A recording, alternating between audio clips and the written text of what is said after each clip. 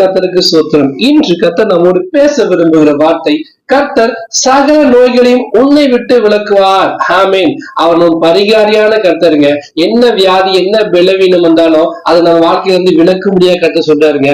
உபாகம் 7:5 என்ன சொல்றதுன்னா, கர்த்தர் சகல நோய்களையும் உன்னை விட்டு விலக்குவார். உனக்கு தெரிந்திருக்கிற எகிப்தின் கொடிய ரோகங்கள் ஒன்றும் உன்மேல் வரப்பண்ணாமல் உன்னை பகைக்கிறவர்கள் யாவர் மேல அவரை வரப்பண்ணுவேன். உலகத்துல என்ன வியாதிகள் என்ன பலவீனம் என்ன கொலை நோய்கள் எது வந்தாலும் உங்களை எண்ணெய் தாக்காதபடிக்கு கர்த்தர் தமது ரத்த கோட்டைகள் உங்களை எண்ணெய் மறைத்து பாதுகாத்துக் கொள்வாரு. அது மரணத்துக்கு எதுவான கொடிய வியாதி இருந்தாலும் போல, சாதாரண காய்ச்சல் இருந்தாலும் போல, சக நோய்கள் என்ன பிரச்சனை இருந்தாலும் கர்த்தர்ட்ட ஒப்புடுங்க. அவர் தழும்புகளால் நாம் சுகமானோம்.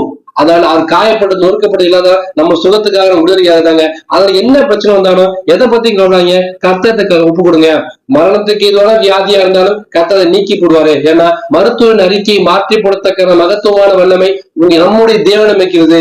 அவர் சகல இயேசு கிறிஸ்து வாழ்ந்தவர் பாத்தீங்கன்னா, கூடங்களை குணமாக்கி குடங்களுக்கு பார்வையளித்தார், முடவர் நடக்க செய்தார், மனிதர் உயிரோடு இருக்கிறார், கிறிஸ்துவோட சுகமாக்கினார், இப்படி பல காரியங்கள் செய்தார் இல்லையா? அந்த தேவன் இன்றும் உயிரோடு இருக்கிறார். என் மீட்பு உயிரோடு இருக்கிறார் சொல்லி விசுவாசத்தோடு ஜெபம் பண்ணுங்க.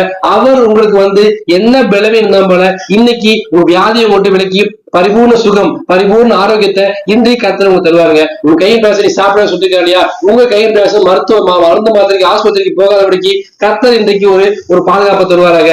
விசுவாசம் காத்துருங்க. இந்த வசனத்தை அறிக்கைங்க. கர்த்தாவை சகல நோயை விட்டு விளக்கேன்னு சொன்னீரே, ஒரு தலைமுறை சுகமாக இருந்தா போறேன், அப்பத்தை தண்ணி ஆசிரியப்பார், வியாதியை விட்டு விளக்குவான்னு சொன்னீரே, எல்லா வியாதியிலும் என்னை விட்டு விலக்கி பாதுகாத்துக் கொடுங்க. சுகபன் ஆரோக்கியத்தை கட்டணம் கத்தடிக்கிறங்க. கத்த நிச்சயம் அப்படி செய்வார். ஆமென்.